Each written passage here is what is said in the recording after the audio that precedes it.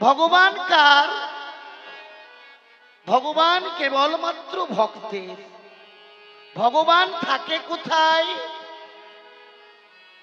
আমরা সবাই ভগবানকে ডাকি, কিন্তু কেউ জানি না যে ভগবান থাকে কোথায়। ভগবানের একটা থাকার জায়গা নিশ্চয়ই আছে। আমাদের যেমন একটা বাড়ি আছে, থাকার আশ্রয় আছে, বাসস্থান আছে, তাহলে ভগবানের বাসস্থান কোথায়? ভগবানের আশ্রয় কোথায়? ভগবান থাকে কোথায়? শাস্ত্র বললে ভগবান থাকে ভক্তের হৃদয় মন্দিরে। ভক্তির দড়ি দিয়ে ভক্ত তার হৃদয় মন্দিরে ভগবানকে বেঁধে রেখেছে। এমন একজন ভক্ত যার লীলা আজ আমরা শ্রবণ করব, কেবলমাত্র বিশ্বাসের উপরে নির্ভর করে, ভজন না করে, সাধন না করে যে ভগবানকে পাওয়া যায়, আজকে আমরা সেই লীলার মধ্যে প্রবেশ করব।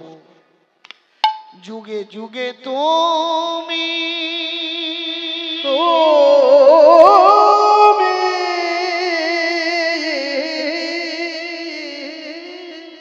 এসেছো ধরাতে,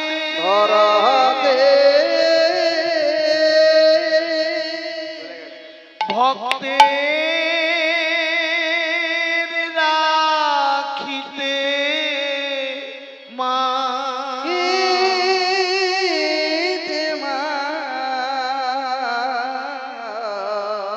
ওগো ভক্তের ভগবান,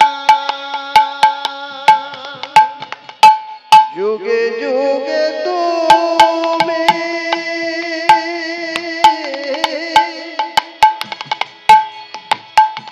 এসেছো ধরা,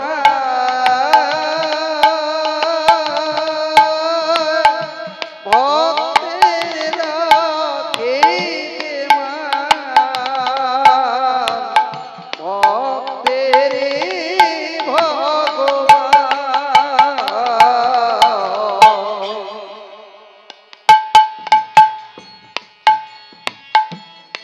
যুগে তুমি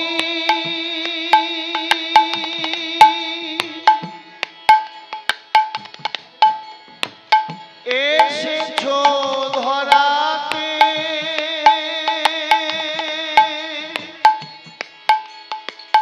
ভক্তের রাখিতে মা, ভক্তেরই ভগবান। যুগে যুগে তুমি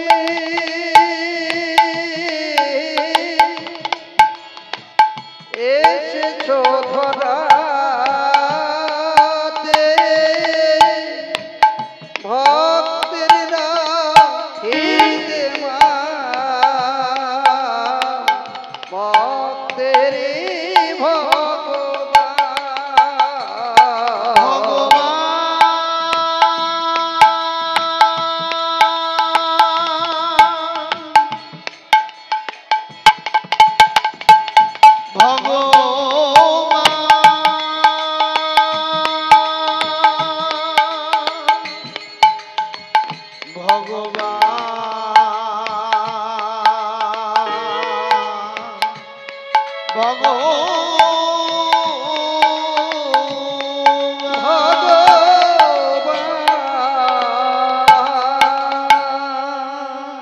সত্য ত্রেতা দাপর কলি চার যুগে ভগবান এসেছেন কেবল ভক্তকে বাঁচানোর জন্য, ভক্তের মান রাখার জন্য। ভক্তই কেবলমাত্র তার ভক্তির বাঁধন দিয়ে তার হৃদয় মন্দিরে ভগবানকে বেঁধে রাখতে পেরেছে, আর আন জনে নহে। সেই জন্য ভগবান হলো কেবলমাত্র ভক্তের নিজস্ব বস্তু, যা তার হৃদয় মন্দিরে সঞ্চিত করে রাখা আছে। হরিহর জেলার দরিদ্র ব্রাহ্মণের একমাত্র কন্যা, নাম তার পদ্মা। প্রতিদিন তুলসী তলায় প্রদীপ জ্বালিয়ে বৃন্দা দেবীর স্থানে বসে বসে কৃষ্ণ আরাধনা করে। প্রতিদিন ডাকে, হে দয়াময়, তুমি আমায় এমন ঘরে পাঠিও, কারণ মেয়ে হয়ে জন্ম নিয়েছি, পরের বাড়ি আমায় যেতেই হবে, তবে এমন ঘরে পাঠাবে যার সঙ্গে আমার মিলন হবে, আমার বিবাহ হবে, যেন তোমার চরণে তার মতি থাকে। হরি বল, হরি বল। অন্তর মন্দিরে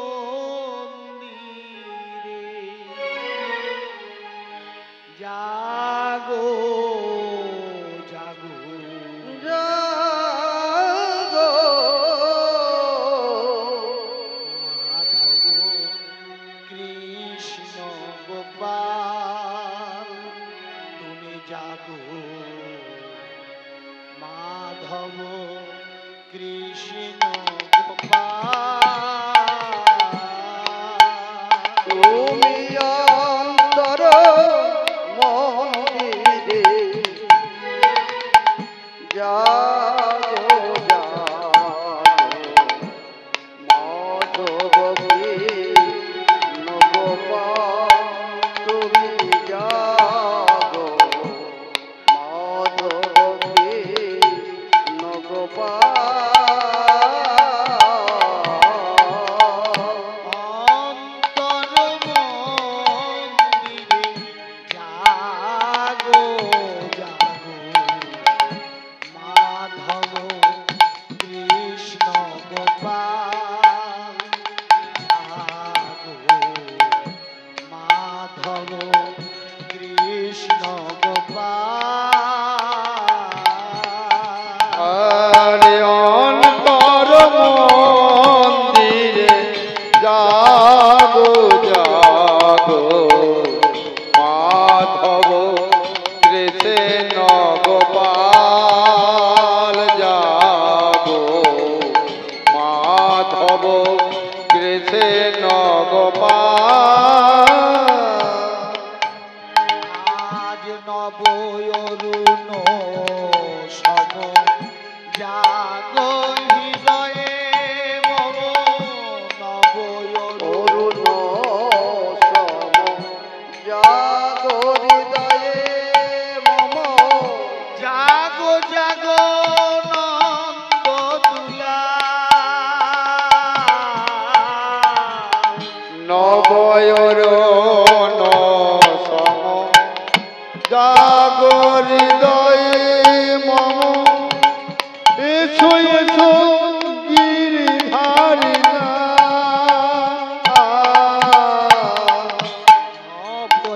নবয়রুণ সম জাগো হৃদয়ে মম, জাগো হে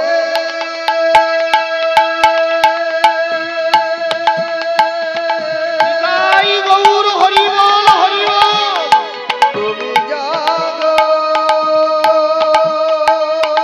জাগো হৃদয়ে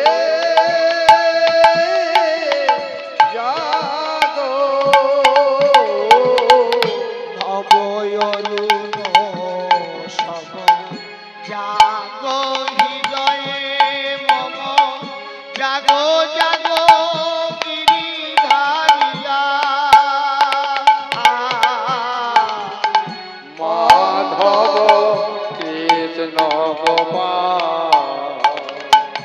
অন্তর মন্দিরে জাগো জাগো মাধব কৃষ্ণ গোপাল, তুমি জাগো মাধব কৃষ্ণ গোপাল। নয়ন ঘনায় এলো ব্যথার বাদল। বনমালী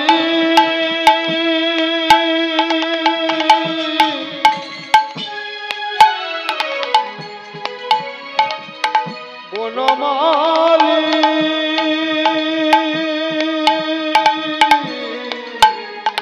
গিরিধারী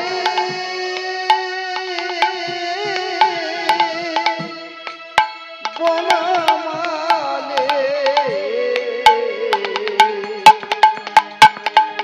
নয়ন ঘনায় এলো ব্যথার বাদল। জাগো জাগো সুন্দর কিশোর শ্যাম, নয়ন ভাঙায় এলো ব্যথারি বাদল। একবার দেখা দাও প্রভু। সুন্দর আমার এই নিবেদন যেন তোমার চরণে আশ্রয় পায়। রাধা লই হেমামে এসো ব্রজধাম। তুমি রাধা লয়ে বামে হৃদি ব্রজধামে। এসো রাধা লই হেমামে হৃদি ব্রজধামে। আরে রাধা লয়ে বামে হৃদি ব্রজধামে। এসো এসো নন্দদুলা মাধব কৃষ্ণ তুমি যাগো মাধব কৃষ্ণ গোপাল। অন্তর মন্দিরে জাগো জাগো মাধব কৃষ্ণ গোপাল। তুমি জাগো মাধব কৃষ্ণ গোপাল।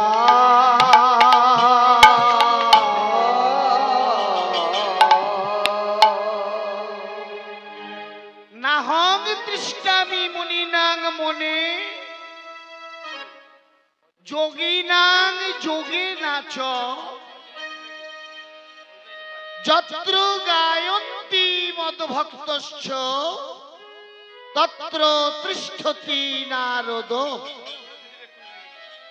ভগবান বললেন, শোনো নারদ, আমি মনের মনে থাকি না, যোগীর যোগেও যাই না। কোথায় থাকেন প্রভু? যেখানে ভক্তরা আমার নাম গুণানু কীর্তন করে আমি সেইখানে থাকি। এদিকে দেখুন, মাধবপুর গ্রামে বিধবা মায়ের একমাত্র পুত্র সন্তান, নাম তার মাধব। এখানে মা প্রতিদিন সন্ধ্যাবেলায় তুলসী তলায় প্রদীপ জ্বালিয়ে কাঁদে। ছেলেটা জিজ্ঞাসা করছে তার মাকে, ও মা, আস্তে,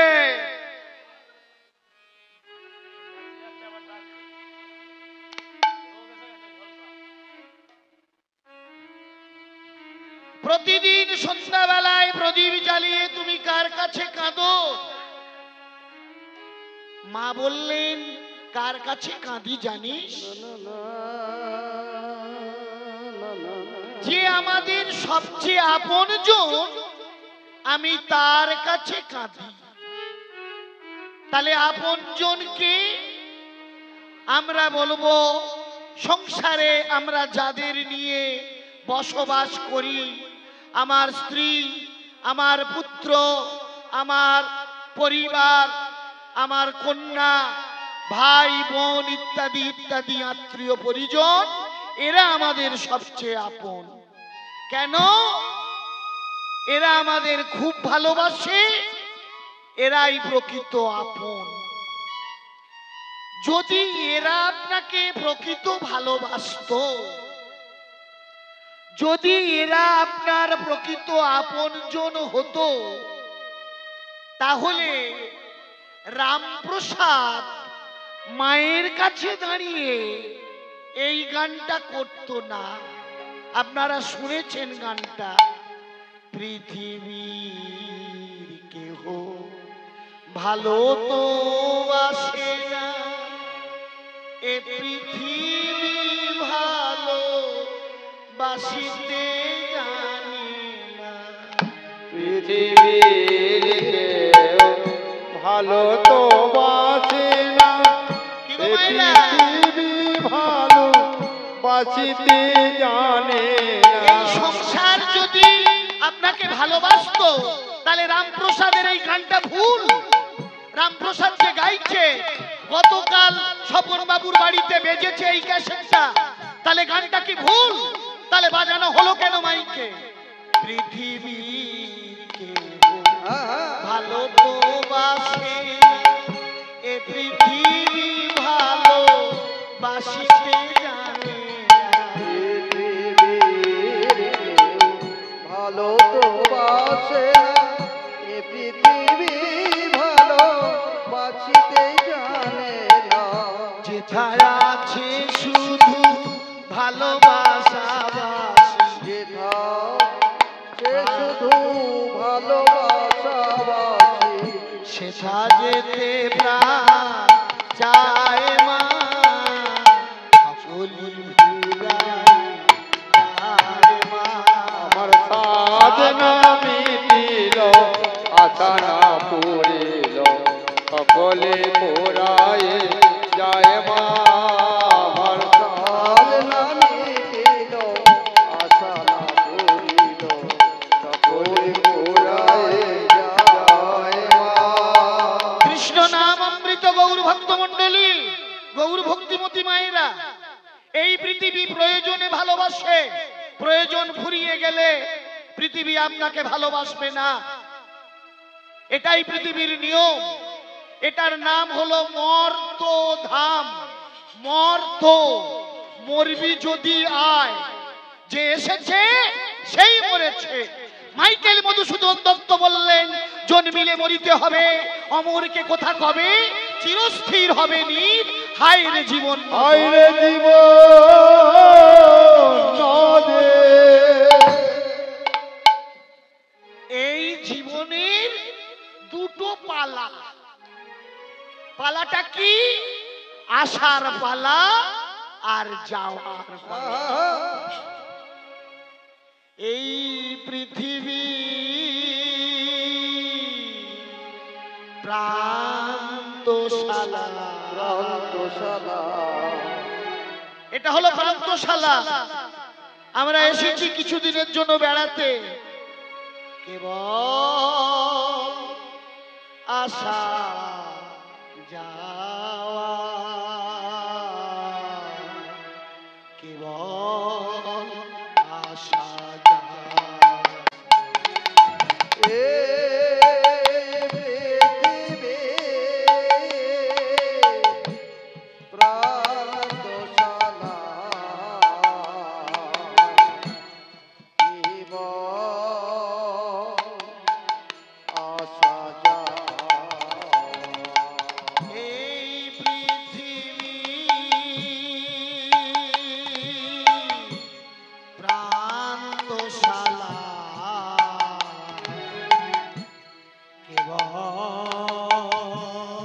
আসা যাওয়া।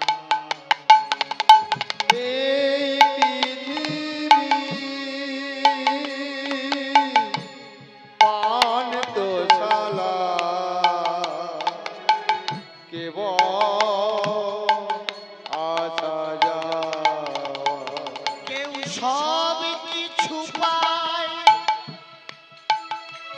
কেউ বা হারায়, সব কিছু পায়, কেউ বা হারায়। সব কিছু পায়, কেউ বা সবই হারায়। জীবনের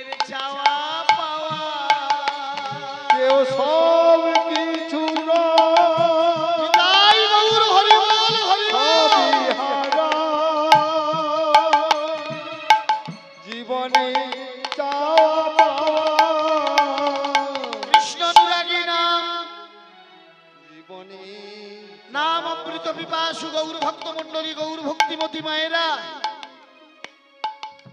তাহলে ওই বিধবা মায়ের একমাত্র সন্তান মাধব, মা তাকে বললে, শোন বাবা, প্রতিদিন সন্ধ্যাবেলায় প্রদীপ জ্বালিয়ে আমি যাকে ডাকি সে কে জানিস? সে হলো আমাদের পরম আপনজন। হরে কৃষ্ণ। নারী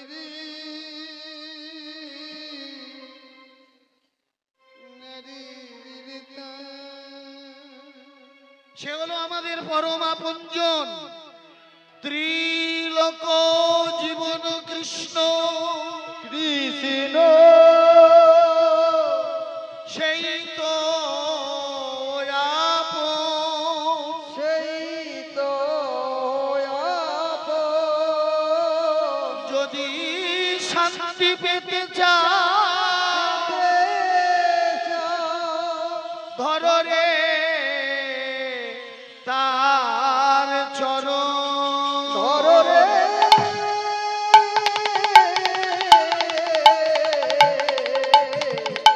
ধর রে ধর রে ধর রে তার চরণ দুটো জড়াইয়ে ধরো। তার চরণ দুটো জড়ায়ে ধরো। তার চরণ দুটো জড়াইয়ে ধরো। ও তার চরণ দুটো জড়ায়ে ধরো। কি বলে আমায় কৃপা কৃপা করো বলে তার চরণ দুটো জড়ায়ে ধরো। ওই নয় আমার কৃপা করো বলে হে চরণ দুটো জড়ায়ে ধরো। কে বলে কৃপা করো, কৃপা করো বলে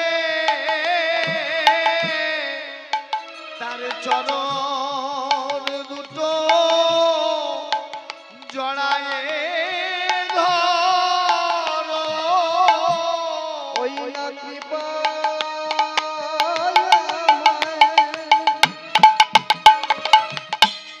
করো বলে চরণ দুটো জড়ায়ে ধরো। কে বলে কৃষ্ণ বলে কৃষ্ণ বলে কাঁদিতে থাকো। ও তার চরণ দুটো জড়ায়ে ধরো। কৃষ্ণ কৃপা করো বলে চরণ দুটো জড়ায়ে ধরো। হরে কৃষ্ণ কৃপা করো বলে চরণ দুটো জড়ায়ে ধরো। কৃষ্ণ কৃপা করো বলে ও তার চরণ দুটো জড়ায়ে ধরো। কৃষ্ণ কৃপা করো বলে চরণ দুটো জড়ায়ে ধরো।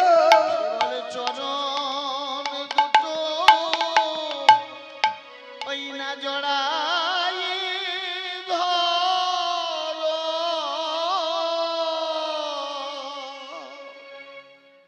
ছোট ছেলেটা তার মাকে প্রশ্ন করলো, মা জগতে আমাদের আপন কে? আপনার ছেলে যদি আপনাকে প্রশ্ন করে, আপনি কি বলবেন? আমি তোর আপন। কেন?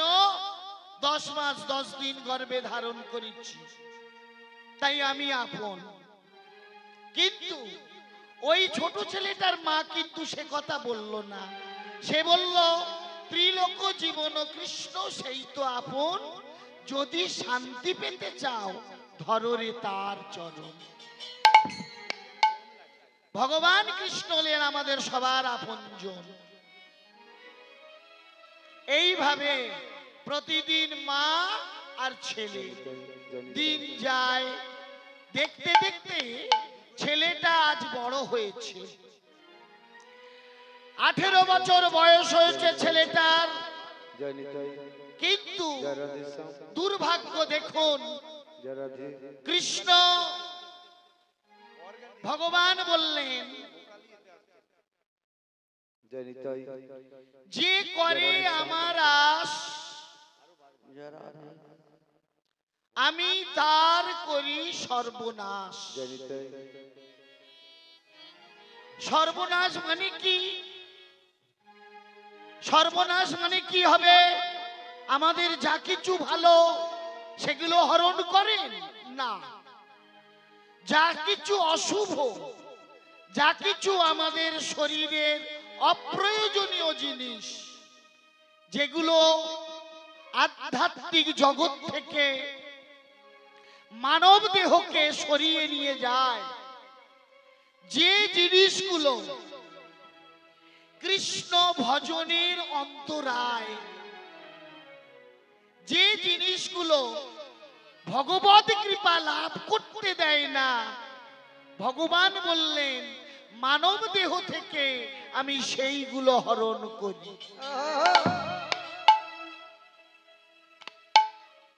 তারা কারা? 11টা ইন্দ্রিয়ের তাড়না।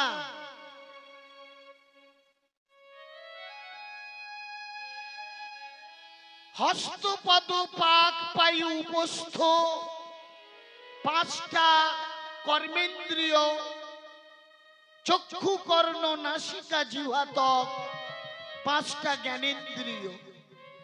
5 10টা ইন্দ্রিয়কে পরিচালনা করে কে? এই মানব দেহের পরিচালক আমাদের মন। মন হলো 11 ইন্দ্রিয়। মানব দেহ মনের দ্বারা পরিচালিত হয়। মন যা বলে আমরা তাই করি। এরা কিন্তু পঞ্চরসে আবদ্ধ হয়ে গেছে।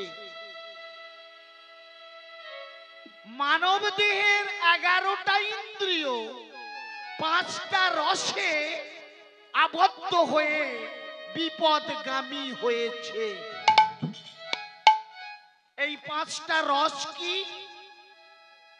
শব্দ, রস,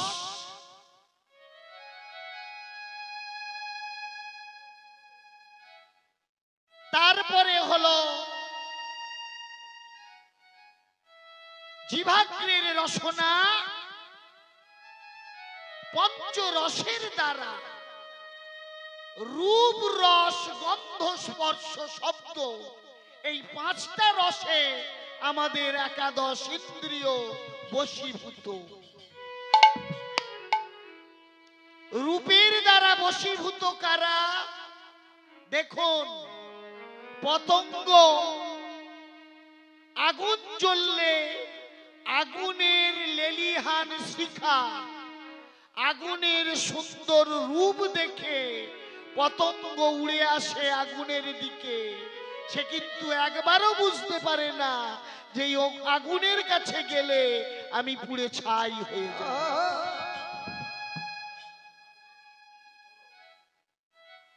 রসে আবদ্ধ। আপনারা দেখবেন, যদি মিষ্টির দোকানে কোনদিন ওদের ভেন ঘরের দিকে ঢোকেন,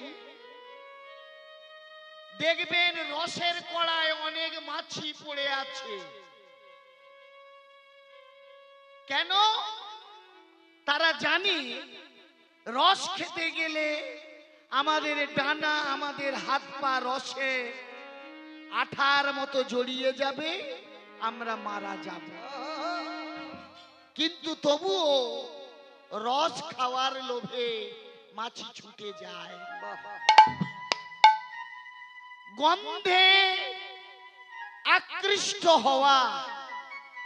আপনি যদি কোনোদিন কোনো পুকুরে ছিপ ফেলতে যান, ঠিক পুকুরের যে কোনো এক জায়গায় একটু গন্ধযুক্ত চার করে ফেলে দিয়ে যদি ছিপটা নিয়ে বসেন, বিরাট বড় পুকুরের মাছ আপনার কাছে এসে হাজির হবে শুধুমাত্র ওই চারের গন্ধেতে। শব্দের দ্বারা আকৃষ্ট হাতি, দেখবেন যারা হাতি শিকার করে, একটা মেয়ে হাতিকে বেঁধে তার চারিদিকে গর্ত খুলে দেয়, দিয়ে পাতলা করে বিচালি মানে খড় পেতে দেয়। পুরুষ হাতি ওই মহিলা হাতির শব্দ শুনে তার কাছে আসে আর ওই গর্তে পড়ে যায়, শিকারীদের হাতে ধরা পড়ে গেল।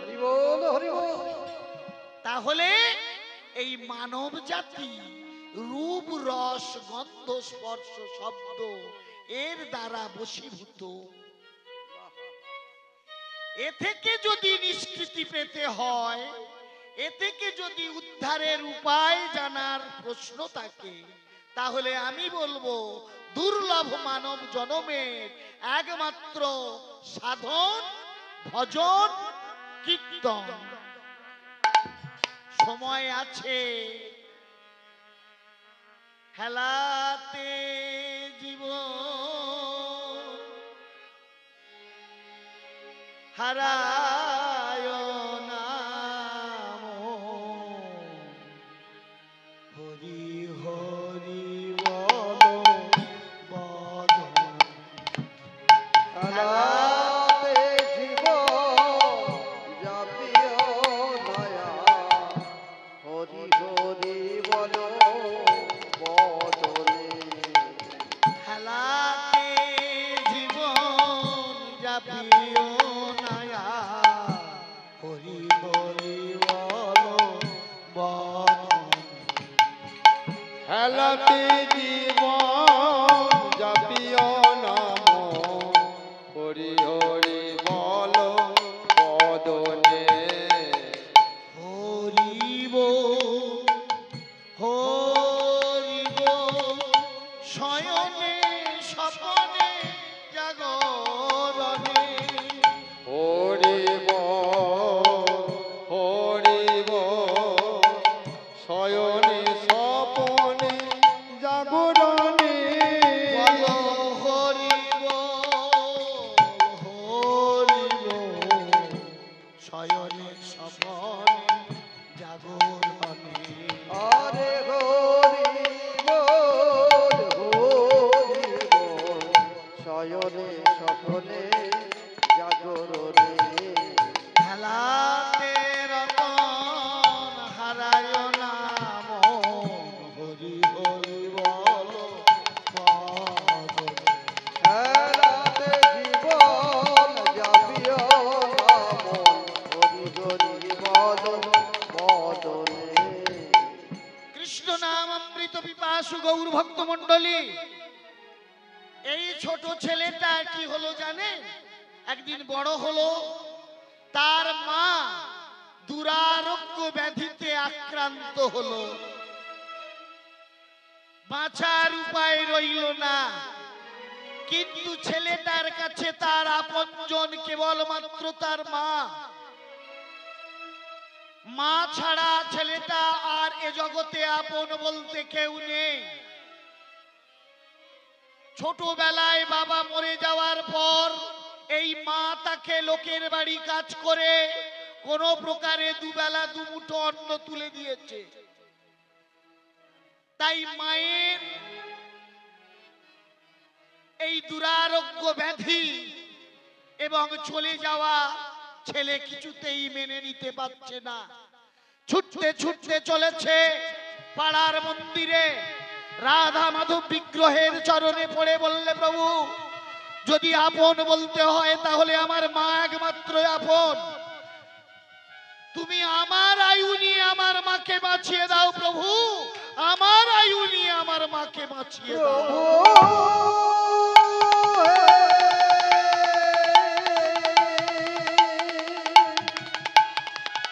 প্রভু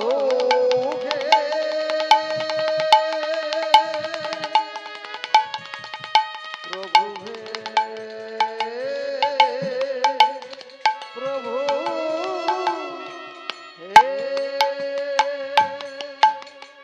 শোনো মায়েরা, মা কথাটা খুব ছোট কথা, ময়ে আকার মা, কিন্তু গ্রন্থ বললে এই ছোট কথাটার মধ্যে বিরাট একটা অর্থ লুকিয়ে আছে।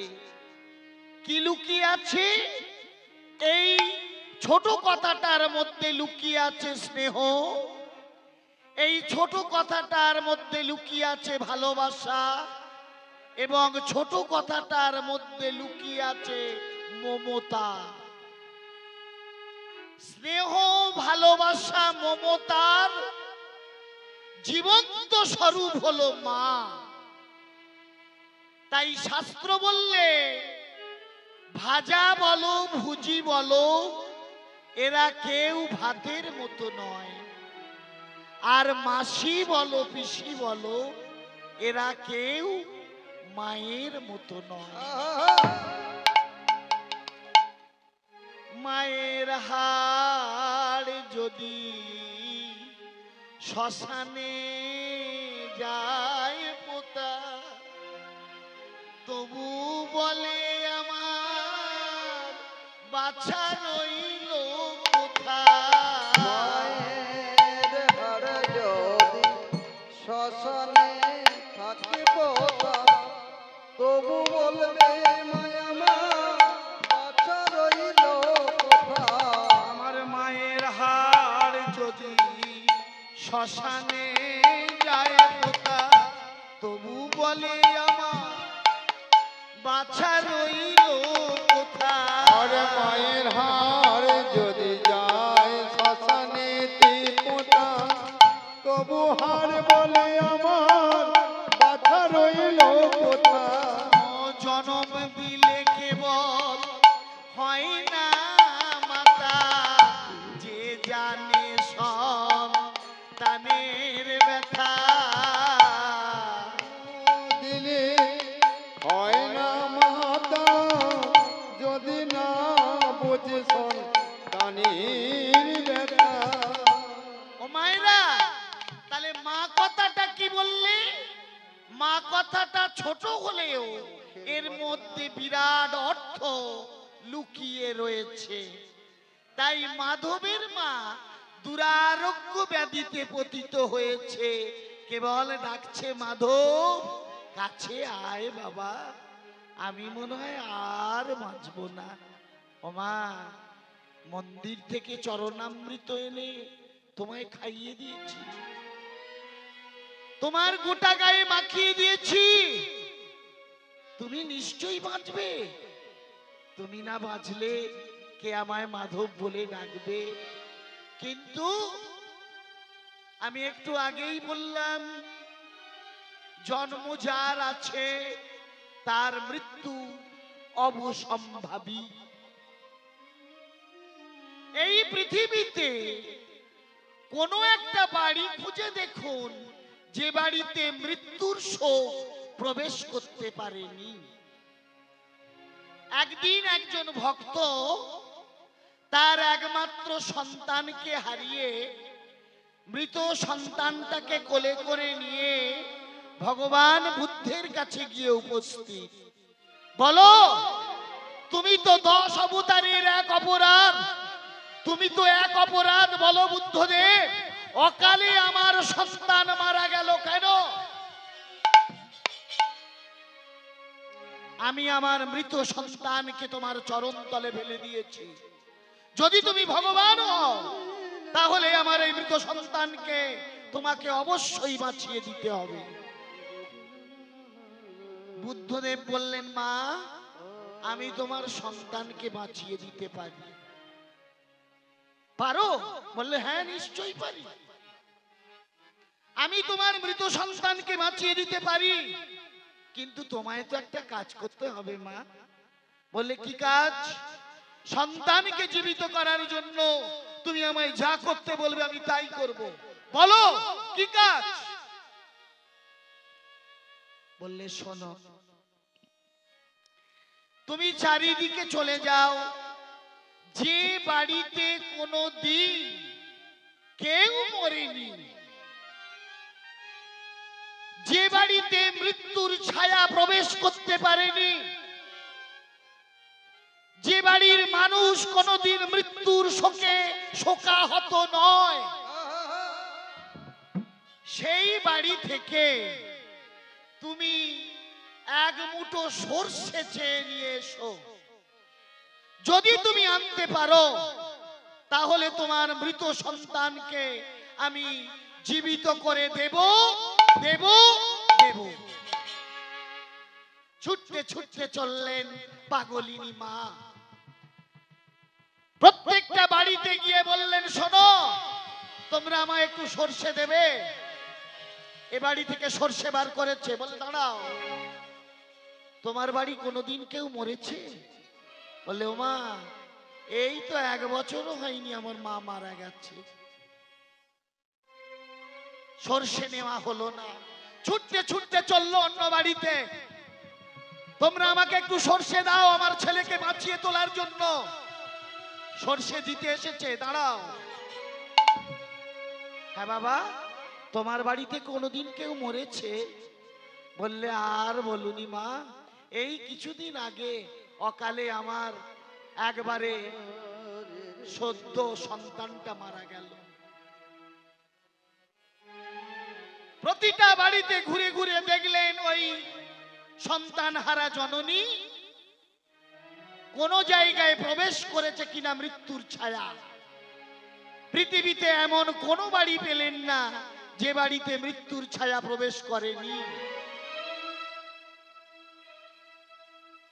খালি হাতে রিক্ত হস্তে দুটো নয়নের জল বর্ষণ করতে করতে ফিরে এলেন গৌতম বুদ্ধের চরণ তলে।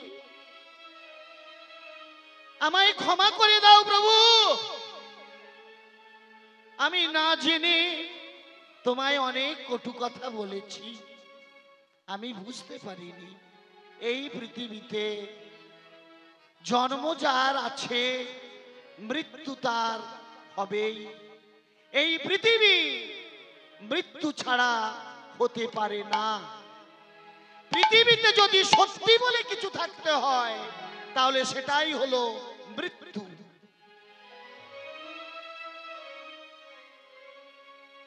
আজকে মাধবের মা মৃত্যু শয্যায় শায়িত। গোপাল, ও মাধব, আয় বাবা, আমি তোকে একবার শেষ দেখা দেখেনি, আর আমি বোধহয় পৃথিবীতে থাকবো না। মায়ের চরণ দুটো জড়িয়ে ধরে মাধব কাঁদছে। ও মা, ও কথা বলো না মা, ও কথা বলো না। দেখতে দেখতে মাধবের মা শেষ নিঃশ্বাস ত্যাগ করল। মৃত মাকে জড়িয়ে ধরে মাধব কাঁদছে। কোথায়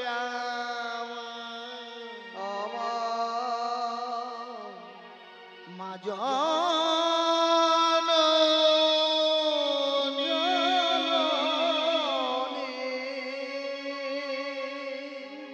ওগো কোথায়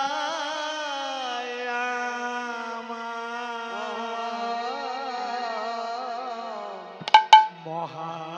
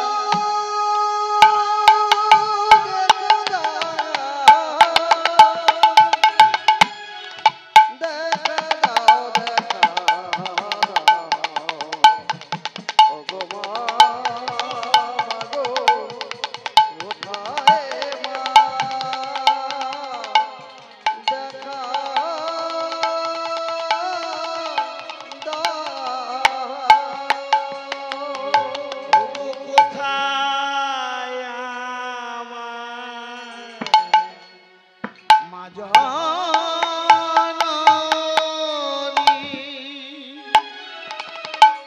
কোথায় আমার মহামায়া? ওগো কোথায় আমার মা জননী? ওগো কোথায় আমার মহামায়া?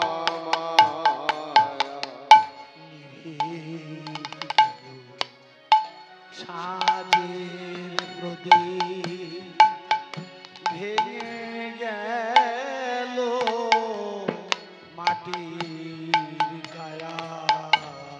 নিভে গেল পূজার বাতি। ওমা একবার সারা দাও না, একবার মাধব বলে ডাকো না মা। ওমা একবার সারা দাও না মা, একবার মাধব। নিভে গেল পূজার বাতি। ওমা ভেঙে গেল মাটির কায়া। কিন্তু যে চলে যায় সে তো আর ফিরে আসে না। মাধব কি করলো জানো? মন্দিরে গিয়ে মায়ের জন্য অনেক কাকুতি মিনতি করেছে। মা যখন বাঁচলো না, ঘরের যেগুলো দেবতার মূর্তি ছিল সেগুলো নিয়ে বিসর্জন দিল গঙ্গায়।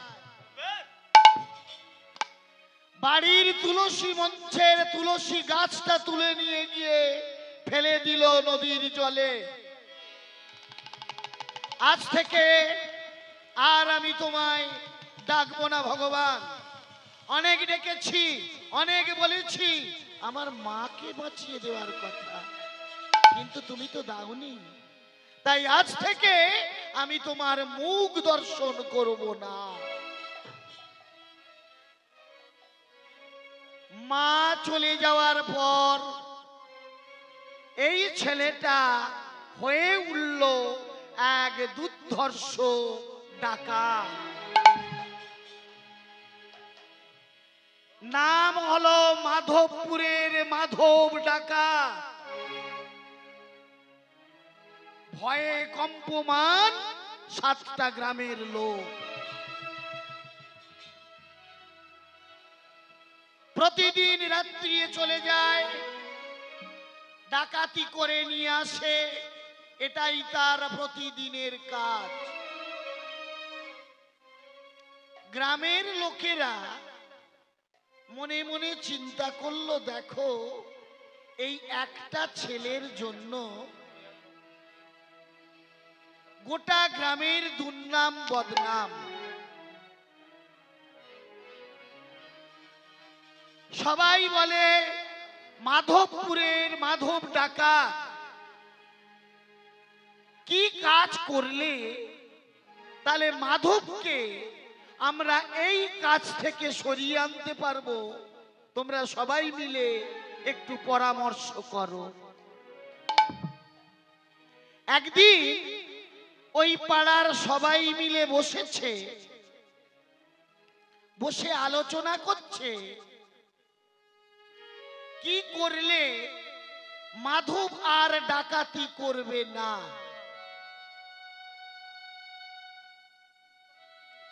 সবাই মিলে বসে সিদ্ধান্ত নিল, যদি মাধবের বিয়ে দেওয়া যায় তাহলে মাধবের চরিত্রের পরিবর্তন ঘটবে, মাধব আর ডাকাতি করবে না।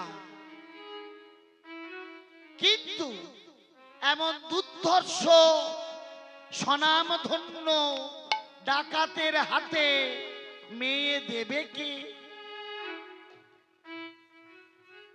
সবাই চিন্তায় পড়ে গেল। বিবাহের কথাটা মাধবকে বলবে কে? এটাও একটা প্রশ্ন এলো সবার মনে। গ্রামের যিনি বয়স্ক ব্যক্তি তিনি বললেন, শোনো, আমরা সবাই মিলে আজকেই বেরিয়ে পড়ি, বিভিন্ন গ্রামে গিয়ে খুঁজে দেখি মাধবের উপযুক্ত পাত্রী পাওয়া যায় কিনা। সবাই বেরিয়ে পড়েছে।